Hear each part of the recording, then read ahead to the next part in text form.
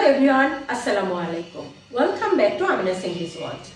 Today we are going to learn an important sentence structure. আমার ইংরেজি ভাষা শিখতে ইচ্ছে করছে, আমার কক্সবাজার যেতে ইচ্ছে করছে, আমার এক কাপ কফি খেতে ইচ্ছে করছে। কোনো কিছু ইচ্ছে করছে বোঝাতে আমরা এই সেন্টেন্স স্ট্রাকচারটি ব্যবহার করব। Subject plus feel like plus ভার্বের সাথে ING plus extension. For example, আমার ইংরেজি ভাষা শিখতে ইচ্ছে করছে। I feel like learning English language. আমার কক্সবাজার যেতে ইচ্ছে করছে। I feel like going to Cox's Bazar. আমার এক কাপ কফি খেতে ইচ্ছে করছে। I feel like having a cup of coffee. আমার বৃষ্টিতে ভিজতে ইচ্ছে করছে।